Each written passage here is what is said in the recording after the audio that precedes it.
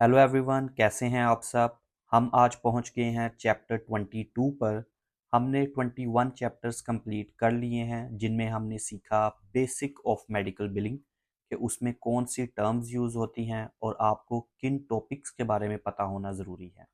लेकिन अब से लेके नेक्स्ट जितने भी चैप्टर होंगे उनमें हम केस स्टडीज़ करेंगे और ये जो केस स्टडीज़ हैं ये आपकी डे टू डे बिलिंग में बहुत हेल्पफुल रहेंगी। तो चैनल के साथ जुड़े रहें और चैनल को सब्सक्राइब कर लें, वीडियो को लाइक कर लें और बेल आइकन पे क्लिक कर लें ताकि ये जो केस स्टडी के चैप्टर्स हैं ये आपको हेल्प दें आपकी डेली मेडिकल बिलिंग में। तो चैप्टर 22 का नाम है मिप्स एंड मैक्रा। तो मिप्स एंड मैक्रा की जो अंडरस्टैंडिंग है वो बहुत ज़रूरी है क्योंकि समटाइम्स डॉक्टर्स को भी इनके बारे में प्रॉपर नॉलेज नहीं होता। तो वो बिलिंग कंपनी से कंसल्टेंसी लेते हैं इसके ऊपर कि हमें बताएं कि हम मिप्स एंड मैक्रा में कैसे इनरोल कर सकते हैं और हमें किस तरह इससे बेनिफिट मिल सकता है। तो अगर आपको भी इस चीज़ के बारे में नहीं पता होगा तो आप कैसे उनको गाइड कर सकेंगे। शुरू करते हैं मिप्स एंड मैक्रा के इंट्रोडक्शन से। मैंने यहाँ पर बहुत ईजी वर्डिंग में इसको लिखा हुआ है तो मुझे ज़्यादा चीज़ों को एक्सप्लेन करने की ज़रूरत नहीं पड़ेगी। लेकिन जैसे जैसे हम वीडियो में आगे जाएंगे तो मैं आपको ये जो चीज़ें हैं विद एग्जांपल समझाऊंगा ताकि आपकी अंडरस्टैंडिंग बहुत क्लियर हो जाए। तो पहला है what are MIPS and MACRA are used in the US to regulate the performance based payment system for health care providers. MIPS का जो फुल फॉर्म है वो है merit based incentive payment system और जो मैक्रा है वो है Medicare access and CHIP reauthorization act. Why were they introduced to improve the quality, efficiency and cost effectiveness of US healthcare in the US. Here's why they were implemented. How do they impact healthcare providers? MIPS and MACRA impact healthcare providers by linking payments to performance, encouraging quality care, cost efficiency, and technology adoption while increasing administrative burdens. अगर मैं इनको simple wordings में बताऊं तो ये है कि मिप्स zone सा है वो merit based incentive payment system है और मैक्रा एक लॉ है जिसका नाम है Medicare access and CHIP reauthorization act. दोनों मेडिकेयर का हिस्सा हैं जो यूएस में डॉक्टर्स और हेल्थ केयर प्रोवाइडर्स के लिए परफॉर्मेंस बेस्ड पेमेंट सिस्टम को रेगुलेट करते हैं और ये प्रोवाइडर्स को इनकरेज करते हैं कि आप टेक्नोलॉजी को अडॉप्ट करें, ना कि जो अपना एडमिनिस्ट्रेटिव बर्डन है उसको दिन ब दिन बढ़ाते जाएं। नेक्स्ट पेज पर हम देखेंगे what is MACRA. MACRA 2015 replaced SGR with quality payment program QPP featuring MIPS and advanced APMs। तो यहाँ पर वो हमें बताता है कि मैक्रा 2025 में पास हुआ था और इसका मकसद मेडिकेयर पेमेंट्स को इम्प्रूव करना था। इसने पुराने सस्टेनेबल ग्रोथ रेट जिसको SGR सिस्टम कहते हैं उसको रिप्लेस किया और एक नया क्वालिटी पेमेंट प्रोग्राम जिसको QPP कहते हैं इंट्रोड्यूस किया, जिसमें दो ट्रैक्स होते हैं। अब हम वो ट्रैक्स देखते हैं कौन से हैं। तो पहला है मिप्स जो कि है merit based incentive payment system और दूसरा है एडवांस्ड APMs जिसको हम अल्टरनेटिव पेमेंट मॉडल्स कहते हैं। तो ये था हमारा मैक्रा। अब हम नेक्स्ट पेज पे देखते हैं what is मिप्स। MIPS is an incentive-based payment system for Medicare Part B providers evaluating performance in 4 categories। यहाँ पे ये कहता है कि MIPS एक incentive-based payment system है जो Medicare Part B के providers पर अप्लाई होता है। इसमें डॉक्टर्स की परफॉर्मेंस को 4 कैटेगरीज में अवेलुएट किया जाता है। अब वो 4 कैटेगरीज कौन सी हैं वो हम नीचे देखते हैं। पहला है क्वालिटी जिसका मतलब है पेशेंट केयर और ट्रीटमेंट क्वालिटी का असेसमेंट करना। दूसरा है प्रमोटिंग इंट्रॉपरेबिलिटी जिसको हम PI भी कहते हैं। इसमें होता है कि इलेक्ट्रॉनिक हेल्थ रिकॉर्ड्स का जिसको हम EHR कहते हैं उसका सही तरीके से इस्तेमाल करना। तीसरा है इम्प्रूवमेंट एक्टिविटीज़ जिसको IA भी कहते हैं। इसमें पेशेंट केयर और वर्क फ्लो को बेटर करने वाले स्टेप्स होते हैं। और फोर्थ वन है कॉस्ट, ट्रीटमेंट की एफिशिएंसी और कॉस्ट इफेक्टिवनेस को देखना। अब यहाँ से हमें पता चलता है कि मिप्स में जो ये 4 कैटेगरीज हैं वो किस तरह इसको अफेक्ट करती हैं। तो उसको हम नीचे देखते हैं। Affects Medicare reimbursement, payments can increase और decrease based on the provider score impacting revenue and compliance in medical billing। इसका मतलब है प्रोवाइडर्स की ओवरऑल स्कोर के बेसिस पर उनकी मेडिकेयर पेमेंट्स इंक्रीज या डिक्रीज हो सकती हैं। अगर स्कोर अच्छा हो तो इंसेंटिव मिलेगा और अगर बुरा हो तो पेनल्टी भी लग सकती है। तो अगर आप मेडिकल बिलिंग या health care revenue cycle management से जुड़े हुए हैं तो मिप्स और मैक्रा का समझना बहुत ज़रूरी है, क्योंकि ये डायरेक्टली प्रोवाइडर पेमेंट्स और कंप्लाइंस पे इम्पैक्ट डालती है। चलते हैं अपनी फोर्थ स्लाइड पर।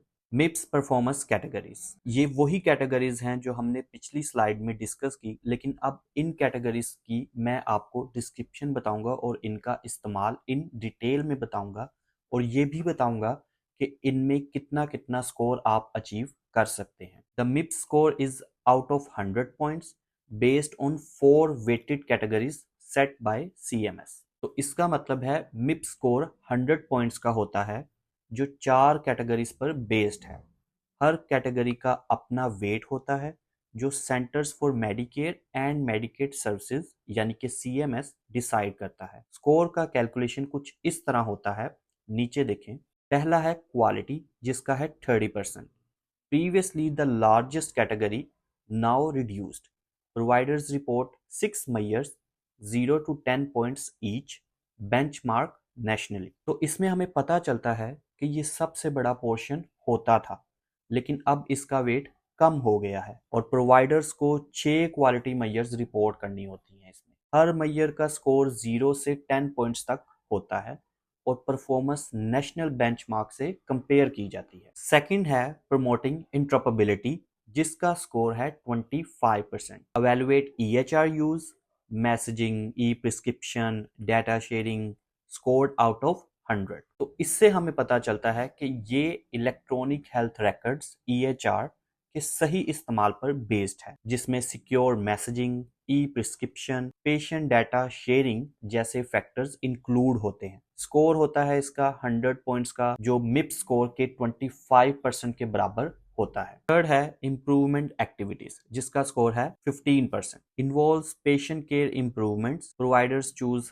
हाई 20 पॉइंट्स और मीडियम 10 पॉइंट्स वेटेड एक्टिविटीज। ये पेशेंट केयर और प्रैक्टिस इंप्रूवमेंट एक्टिविटीज पर बेस्ड होता है। प्रोवाइडर्स हाई वेटेड यानी कि 20 पॉइंट्स का इस्तेमाल कर सकते हैं और मीडियम वेटेड 10 पॉइंट्स तक की एक्टिविटीज का चूज करके उसका इस्तेमाल कर सकते हैं। ग्रुप प्रैक्टिसेस और सोलो प्रैक्टिशनर्स की रिक्वायरमेंट अलग अलग हो सकती है। और लास्ट में हम देखेंगे कॉस्ट जिसकी परसेंटेज है 30%। CMS calculates efficiency via Medicare claims, no provider data submission required. इसमें ये हमें बताते हैं कि CMS ये कैटेगरी खुद कैलकुलेट करता है और प्रोवाइडर्स इसमें कोई डाटा सबमिट नहीं कर सकते और इसकी जो असेसमेंट है वो मेडिकेयर क्लेम्स डाटा की बेसिस पर और प्रोवाइडर्स की एफिशिएंसी और पेशेंट केयर कॉस्ट की बेस पर किया जाता है। और इसमें एपिसोड बेस्ड कॉस्ट, मेजर्स और टोटल पर कैपिटा कॉस्ट भी मेजर होते हैं। और अब जब मैंने आपको इनकी परसेंटेज बता दी है तो मैं आपको एक और बहुत इंपॉर्टेंट चीज़ बताता हूँ इसमें। अगर आपका फाइनल स्कोर 75 से ज़्यादा हो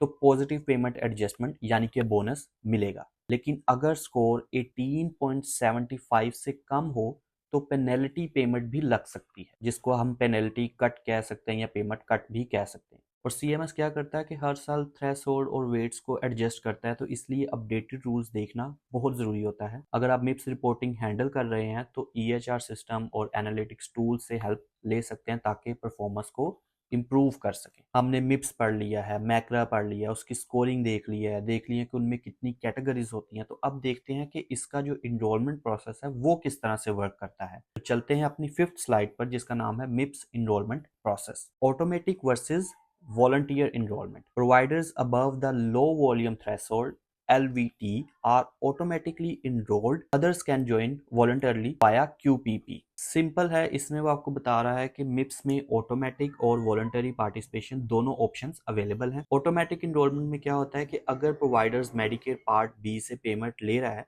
और वॉल्यूम उसका जो सा वो थ्रेशोल्ड LVT को मीट करता है तो CMS ऑटोमेटिकली उसको मिप्स में इंक्लूड कर देता है। अब होना क्या चाहिए, इसमें लो वॉल्यूम थ्रेशोल्ड होना चाहिए LVT जिसका क्राइटेरिया 2024 के मुताबिक सेट किया गया। 90,000 से ज़्यादा मेडिकेयर पार्ट बी की अलाउएबल चार्जेस होने चाहिए। अब इसमें दरअसल में थोड़ा कन्फ्यूजन आ जाता है कि 90,000 अलाउएबल चार्जेस मतलब कि क्या हमने 90,000 के चार्जेस इंश्योरेंस को बिल करने? नहीं, इसको मैं आपको एग्जांपल देके समझाता हूँ। फॉर एग्जांपल आपने एक सर्विस को बिल किया जिसके जो चार्जेस थे, जिसकी जो बिल्ड अमाउंट थी वो $200 थी, लेकिन मेडिकेयर के मुताबिक उस सर्विस की अलाउ अमाउंट बनती थी $150 और मेडिकेयर का रूल है कि वो 80% पे करेगा, 20% को इंश्योरेंस बनाएगा। तो मेडिकेयर अगर आपको 80% पे करे तो जो अमाउंट बनती है $120 पे कर देगा आपको, और पेशेंट की को इंश्योरेंस बना देगा वो 20% जो कि $30 होगी। तो अब टोटल अलाउएबल चार्जेस मेडिकेयर की तरफ से आपको मिले 120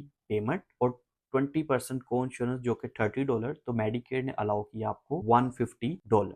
तो इसलिए इसको कहते हैं अलाउड चार्जेस, ना कि allowed build amount. Allowed charges वो हैं जो कि मेडिकेयर आपको अलाउ करेगा, जो कि $150 बन। तो आपका जो सा ईयरली है वो 90,000 तक जो है ना आपकी अलाउएबल चार्जेस होनी चाहिए आपकी प्रैक्टिस की। अगर किसी प्रोवाइडर का total Medicare Part be allowed charges 90,000 या उससे ज्यादा हैं तो उसको मिप्स में पार्टिसिपेशन करना जरूरी होता है, या फिर 200 से ज्यादा मेडिकेयर पेशेंट्स हो जाएं, या फिर 200 से ज्यादा मेडिकेयर सर्विसेज परफॉर्म करे। और अगर प्रोवाइडर इन तीनों क्राइटेरिया में फॉल करता है तो उसको मिप्स में पार्टिसिपेट करना जरूरी हो जाता है। अब ये तो हो गया ऑटोमेटिक इनरोलमेंट। तो वॉलंटरी इनरोलमेंट क्या हुई? अगर कोई प्रोवाइडर एलवीटी थ्रेशोल्ड से नीचे है लेकिन फिर भी मिप्स में पार्टिसिपेट करना चाहता है तो वो वॉलंटरी रिपोर्ट कर सकता है। इस केस में सीएमएस वेबसाइट पे QPP लॉगिन करके अपनी रिपोर्टिंग स्टार्ट कर सकता है वो। तो मैंने आपको जो नीचे वाला लो वॉल्यूम थ्रेशोल्ड था वो भी आपको एक्सप्लेन कर दिया साथ ही फर्स्ट हेडिंग के।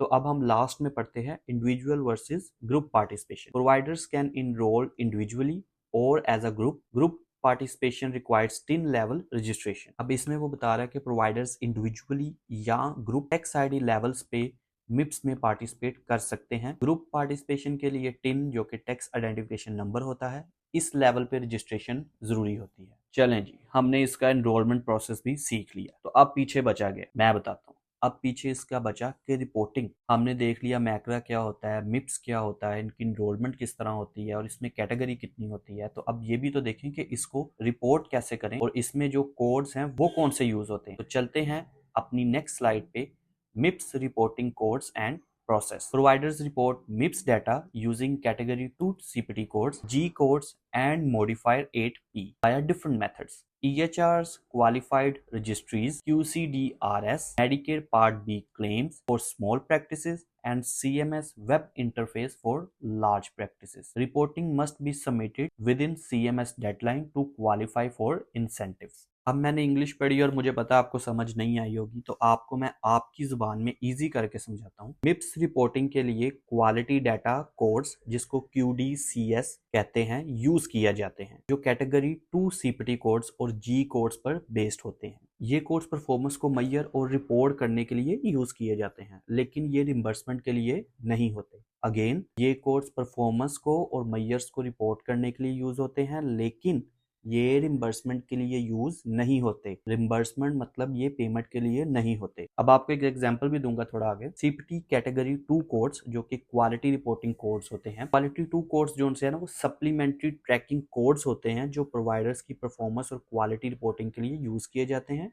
ये इंफॉर्मेशनल पर्पसेस के लिए होते हैं और ये पेमेंट को इम्पैक्ट नहीं करते। एग्जाम्पल के तौर पे आपको कोड बताता हूँ, 3074F जो कि है systolic blood pressure greater than 130 mmHg, और फिर है 2022F जो कि है डायबिटिक रेटिनल आई एग्जाम परफॉर्म। और एक लास्ट आपको जी कोड बताता हूँ, documentation of current medications in medical record, जिसका कोड है G8427। और इसमें और भी कैटेगरीज हैं जैसे कि जी कोड्स जो कि CMS जी कोड्स को स्पेसिफिक मिप्स मैयर के लिए यूज किया जाता है और ये जो मेडिकेयर पेशेंट्स के क्लेम्स में रिपोर्ट किए जाते हैं। अब इसमें जो उनसे कोड है वो आप समझ लें, एक तो मैंने आपको बता दिया और दो और बता देता हूँ, वो है G8908 जो कि है पेशेंट रिसीव्ड फ्लू वैक्सीन, और फिर कहने के G9517 जो कि है एडवांस केयर प्लानिंग के लिए। और मॉडिफायर 8P के बारे में आपको बताता हूँ, ये है performance not met indicator. Performance not met indicator का मॉडिफायर है। अगर कोई रिक्वायर्ड मेजर प्रोवाइडर ने मीट नहीं की तो वो मॉडिफायर 8P का यूज कर सकता है। तो for example 2022F with 8P modifier के diabetic retinal exam not perform, अगर 8P का मॉडिफायर लगाएंगे तो मतलब परफॉर्म, और अगर नहीं परफॉर्म किया तो 8P का मॉडिफायर साथ लगा देंगे, तो पता चल जाएगा कि हाँ अब ये परफॉर्म नहीं हुआ। और अगर 8P का मॉडिफायर हटा देंगे तो पता चल जाएगा कि ये परफॉर्म हो गया है। तो अगर आपने मिप्स के थ्रू इंसेंटिव लेना है तो प्रोवाइडर्स को CMS की डेडलाइन के अंदर अपनी रिपोर्टिंग सबमिट करनी पड़ती है। अब जब हमने यहाँ तक पढ़ लिया तो एक जहन में सवाल आता है कि काफ़ी देर से CMS, मेडिकेयर पार्ट बी, इन सब चीज़ों की बात हो रही है, तो क्या कमर्शियल इंश्योरेंसेज इनको एक्सेप्ट करती हैं इन रिपोर्टिंग कोड्स को कि नहीं, या मिप्स एंड मैक्रो एक्सेप्ट करती भी है कि नहीं? तो नेक्स्ट हमारा यही है, do commercial insurances accept MIPS code? तो इसका जवाब है no. MIPS codes are for Medicare Part B. Commercial payers use HEDIS, star ratings and P4P with their own reporting formats. Providers join MIPS MACRA via QPP enrollment, but it differs from Medicare credentialing. आसान अल्फाज में बताया जाए तो नहीं, MIPS reporting code सिर्फ Medicare Part be patient के लिए बिल किए जा सकते हैं। कमर्शियल इंश्योरेंसेज जैसे BCBS, एटना, UHC, सिग्ना और बहुत सारी MIPS रिपोर्टिंग को एक्सेप्ट नहीं करते हैं। लेकिन कुछ कमर्शियल पेयर्स अपने वैल्यू बेस्ड प्रोग्राम्स रन करते हैं जो कि मिप से मिलते जुलते हैं। अगर कोई इंश्योरेंस कंपनी जैसे कि हेडीज, मैंने बताया इसका फुल फॉर्म है health care effectiveness data and information set, या पे फॉर परफॉर्मेंस जिसको P4P कहते हैं, अगर ये दो मॉडल्स फॉलो करती है तो हो सकता है कि वो प्रोवाइडर्स के क्वालिटी मेजर्स की रिपोर्टिंग मांगे, तो हो सकता है कि वो फिर आपकी जो मिप्स है उनको एक्सेप्ट करे। तो अगर आप कमर्शियल इंश्योरेंसेस के साथ काम कर रहे हैं और उनसे क्वालिटी इंसेंटिव प्रोग्राम के थ्रू पैसे हासिल करना चाहते हैं तो उसकी रिपोर्टिंग रिक्वायरमेंट अलग हो सकती है। तो इस वजह से आपको पेयर पॉलिसीज जो है वो चेक करना बहुत ज़रूरी है। तो चलें जी, हम आ गए हैं लास्ट स्लाइड पे, कंक्लूजन। तो अब इतनी ज़्यादा जो इन्फॉर्मेशन मैंने आपके साथ शेयर की है वो ओवरलैप ना कर जाए, तो इसलिए आपको बहुत ही सिंपल और कंक्लूजन के साथ बताते हैं कि हमने अब तक पढ़ा क्या है। पहला है, मिप्स मेडिकेयर पेमेंट्स को इम्पैक्ट करता है। प्रोवाइडर्स की मिप्स परफॉर्मेंस उनके मेडिकेयर पेमेंट्स को इंक्रीज या डिक्रीज कर सकती है। अच्छा स्कोर लेने पर इंसेंटिव मिलते हैं जबकि लो स्कोर पर पेनल्टी लग सकती है। दूसरा है, क्वालिटी रिपोर्टिंग प्रोवाइडर्स के लिए जरूरी है। एक्यूरेट और टाइमली क्वालिटी रिपोर्टिंग सिर्फ कंप्लायंस के लिए नहीं बल्कि फाइनेंशियल रिवॉर्ड्स और बेटर रेपुटेशन के लिए भी जरूरी होती है। तीसरा और लास्ट है, कमर्शियल इंश्योरेंसेज हेडीज और P4P प्रोग्राम्स फॉलो करती हैं।